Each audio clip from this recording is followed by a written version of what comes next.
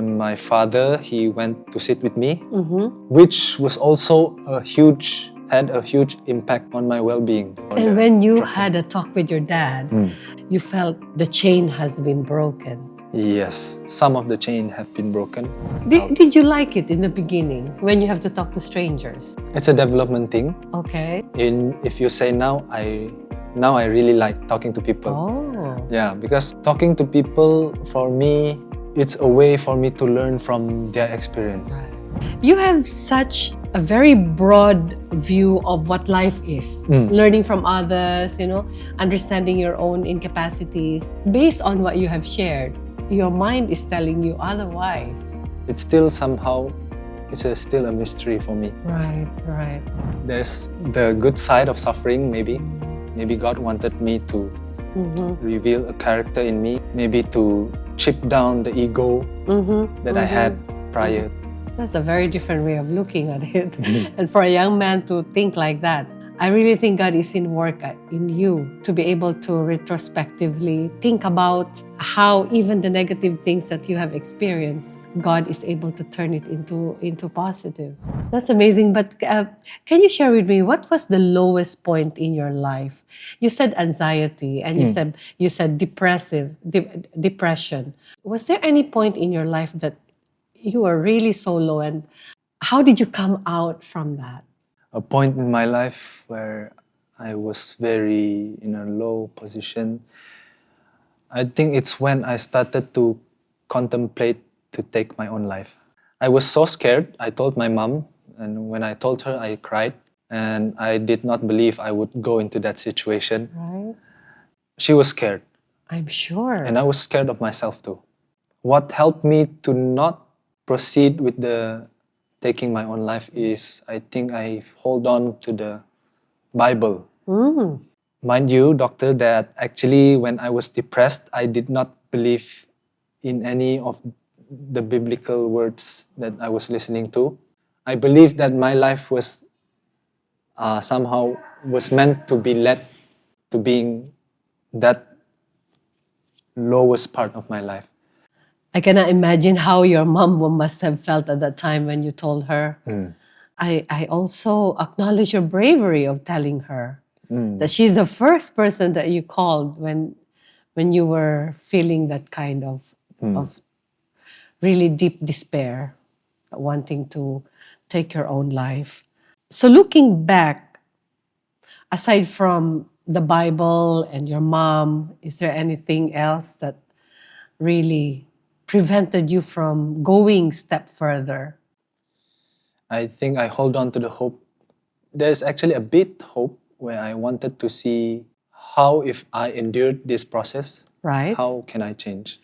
Okay. So that's the one thing that also kept me going, is to see the difference I can make if I continue to just continue forward. The hope to see the change that I can get. Right. Yeah, the hope. So you were looking beyond this situation that you are in now. Now, your parents are quite open with you about what you're going through, and they're able to talk to you about it. How do you feel about the stigma from outside the family that you are from?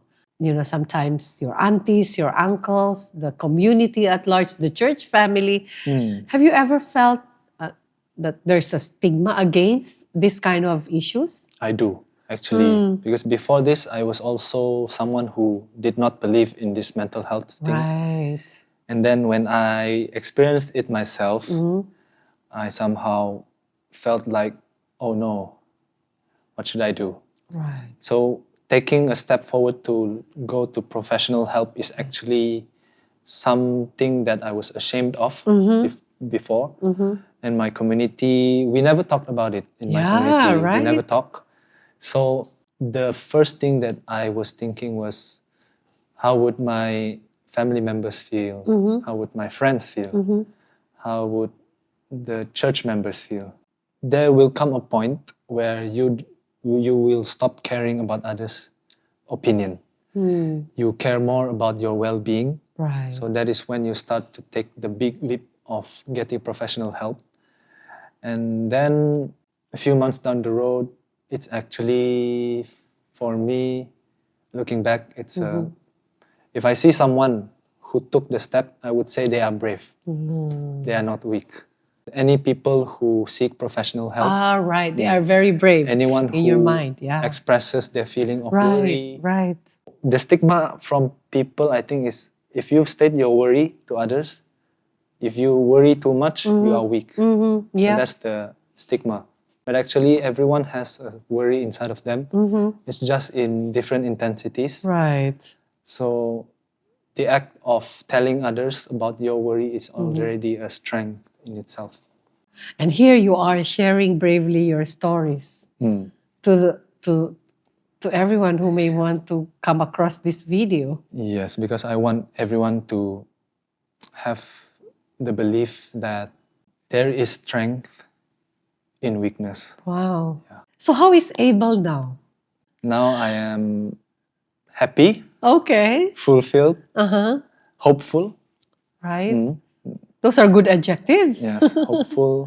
And I look forward to the future, which is pulling me, positively impacting me.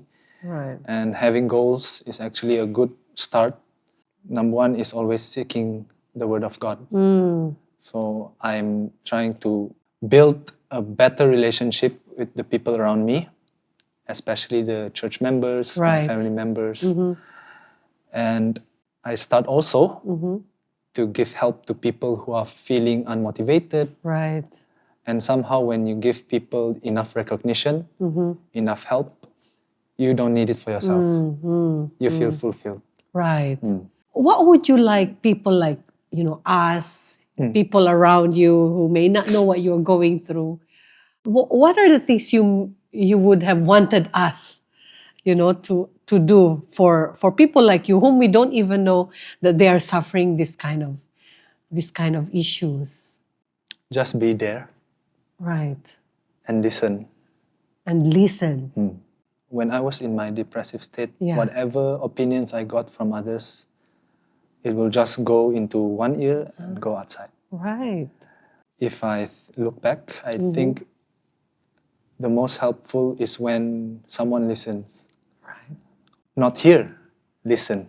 You listen with emotion, Right.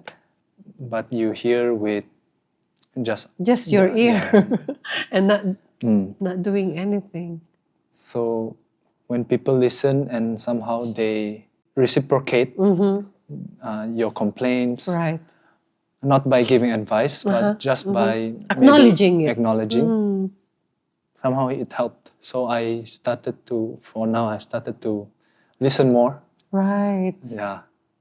Listen more to others, acknowledge others' opinions, because I have felt how it felt like when people give advice that I didn't want to hear. Yeah. Because when I was depressed, I think I had this ego. Actually, there's a new ego which came out, the ego of not wanting to listen to others. Right. So that ego can only be broken, I think, when somebody listens. And when I talk, at one point I will stop. And when I stop, I will feel like maybe I shouldn't just talk. Maybe I should listen to others also. So you are doing what you want others to do during this time when when they are in front of a person who may be going through a really dark phase of their lives. Yes, so I somehow developed this sense of when I see someone who is maybe sitting at the corner of a room, Yeah. I developed the sense of wanting to talk to him or her. And maybe just listen, say something good about them. That's not. Oh yeah, that's a good one. Yeah. Say something when good you about them. acknowledge the good things. Oh, you look handsome today. You look good today. Yes. It's very good to acknowledge people's strengths. Positive things about them. I think it really it will help people, especially those who are feeling lacking confidence about themselves. Actually, listening to good words lifts you up, Yeah. Right. but giving out good words lifts you even more. Yeah. That's So that's I true. tried to practice giving out praises to people. Yeah.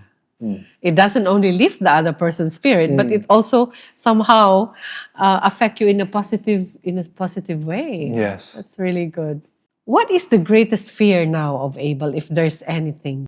The greatest fear is knowing that I did not do my best in anything I do. Right? Because I know everyone has the potential to give their best. Uh-huh. But if it is hindered by doubts, worries, procrastination, then the opportunities in front may be lost. So that's the biggest fear, but not the fear of anxiety. It's just a small thought I have in mind that I should tackle before I must. So Right. that's the fear, the fear of not giving my best. You are doing your best, actually. There may be so many young people who are in your shoes, suffering silently, quietly. And compared to you, you had good support with your mom and your dad and they are willing to talk to you about it, very open about it. It was your mother who encouraged you to see a counselor outside the family. It was your mom who advocated for you to go, and probably you need to seek a psychiatrist's help for proper diagnosis. Some people who are like you may not have that kind of support, What would be your advice to these suffering young people, suffering in silence? My advice would be keep seeking the Word of God, the wisdom that God gave through the Bible, number one. And number two, there are many, many people in this world that have suffered the same or even worse or a bit less worse. But everyone suffered some way in their life before. So please look at the people who have overcame it. Look at the failures, look at the success. We learn from failure and we also learn from success. And the last advice is to give other people recognition. Even though you don't feel recognized, but if you give people enough recognition, somehow you don't need it for yourself. So that's the advice I think I can give. Wow. Thank you. Yeah. And journaling. I really like that. Journaling, yes. Journaling. It has given you a very different insight and new perspective. When you put your thoughts into writing, actually ideas come. Yes. And it makes me a little more humble every day. Right. When I journal other people's thoughts, the more I learn, the more I don't know. Knowing that I don't know much actually gives me a sense of security. Right. It makes me less ignorant of the world around me, to be more sensitive towards people's feelings, towards the things that I should be taking care of, Right. the animals. Yeah. Yeah. That's why actually I was interested about the animal when you work for the pet shop, because animals are actually therapeutic. Yes, And actually, very much. They give you sense of healing and sense of purpose. Now the difference between animals and humans, They cannot is talk that back. They cannot talk back. So even if you treat them badly, somehow they will still- they don't know what to do, so they will still just. Right? So the therapeutic side of animals is Yeah. that they don't talk back. So we should learn even from them to listen more. Last one. What about social media? During the time that you were going through it, did it affect you in a negative or positive way?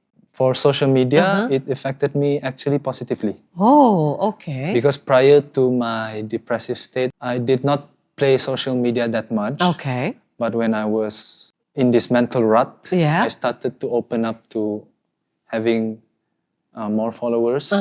Somehow it increased my self-worth of people acknowledging me. The people that I thought were actually against me were actually following me on social media. So actually, those small little things increases the sense of worth inside of me. Right. So somehow it helped me. Okay. Yeah, and I don't think social media is too bad. It can be bad if you do it wrongly, but it can be good if you do it correctly, if you play with it correctly, and you look through social media for the feeling of acknowledgement is actually a good thing. It can be bad if you want acknowledgement from too much people, but it is actually the pride that we hold on to that actually can help us move forward through life. Having pride is also a good thing. Too much pride is a bad thing, but too little pride Everything is in also- moderation. You everything in you also moderation. need a little bit of that for Yes. yourself. That, like what you said, to determine your worth. Yes. Because you're lacking that inside you. So when people acknowledge you on social media, put a like on your post, Yes. follow you, those really help for people who A lot. are feeling low self-worth.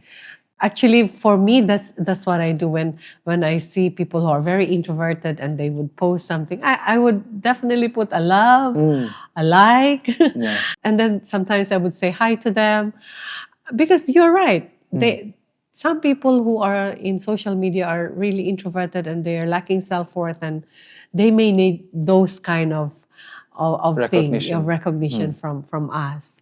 Thank you so much, Abel, for sharing openly. I learned a lot from your journey, and I'm sure so many people who have watched this or are listening to this podcast, they must have really picked up a lot of positive things from your experience. Do you have any last words before we close this podcast? To anyone who is suffering, to anyone who might be enjoying the best time of their life, keep learning. Keep seeking the knowledge that are available to us through anything, through music, through sermons, through seminars, through conversations with anyone. Right. So be open to learning, be sensitive, and keep learning. Please. Wow. And if you become a TED Talk speaker, I will be your greatest follower. Thank you. I hope this will, your journey, the trajectory of your journey is really, I'm seeing someone who is very matured, who has grown so much, and who is looking forward to continue to develop, your capability. So I have really good thing seeing you in the future as one of the TED Talk speaker, because I really do follow TED Talks because they are very short nuggets, like Yes. 15 minutes, but wow. Thank you so much, Abel. Okay. And from the bottom of our hearts, this has been such a good conversation. Thank you so Thank much. you. And with that, thank you for watching. And to those who are listening, thank you so much for being with us throughout this conversation. And remember, if any of you is going through very difficult moments in their lives, like what Abel has gone through, do learn from his experience. Surround yourself with people who can give you hope, who can give you more understanding, who can listen to you, and most of all, surround yourself with family. Open to your parents. They are your biggest ally. And of course, continue to seek God, because He will be your comfort during the time of your need. So thank you for watching us, and may God bless you all. Bye-bye.